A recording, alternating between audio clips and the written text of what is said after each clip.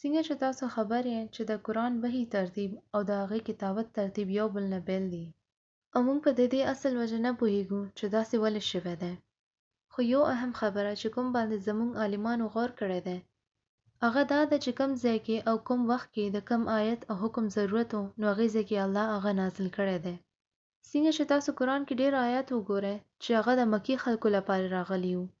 هغوی آیتونو کې د قانون او شریعت خبرې نه وې بلکې د عقیدې، دوزخ او د جنت خبرې وې. او کله چې تاسو د مدني سورتونو ته وګورئ نو هغې کې د پیغمبرانو کیسې دي. شریعت، قانون او مسلمانانو سره معاملات خبرې دي او د نورو قومونو خبرې هم دي. او په دې ترتیب کې هم د الله حکمت دی او ډېر عالمانو ورباندې کتابونه هم لیکلي دي. خو دې ترتیب اصل وجه الله ته معلومه ده. خو یو خبره چې کوم د شروع مسلمانانو کې مختلفه وه هغوی به شراب وڅښو ځکه چې د مونځ آیات نو راغلي او د شراب آیات هم نو راغلي. خو دا شی هغوی لپاره و موږ لپاره نه دی ځکه چې اوس هر څه مکمل شوي دي، هر څه کامل دي. نو تاسو ته یو اهم خبره کوم چې څنګه خلک وایي چې دا روم په یو ورځ کې نو جوړ شوی. نو داسې سوچ کله هم مه لرئ چې یو کس په جهالت نه په یو ورځ کې کامل مسلمان جوړ شي.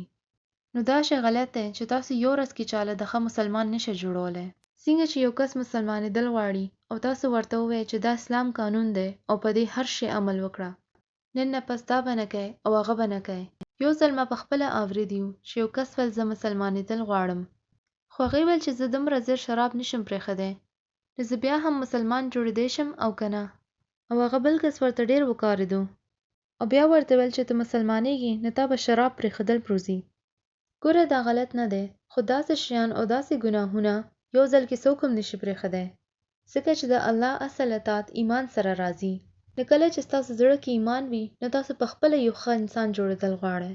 چې تاسو چاته ټوپک ونیسئ او هغې ته وایئ چې نن نه پس به ته شراب نه وڅښې او کیدای شي هغه یرې نه شراب پرېږدي خو هغې هیڅ فایده نشته او تاسو ته هغې هیڅ اجر به نه میلاویږي.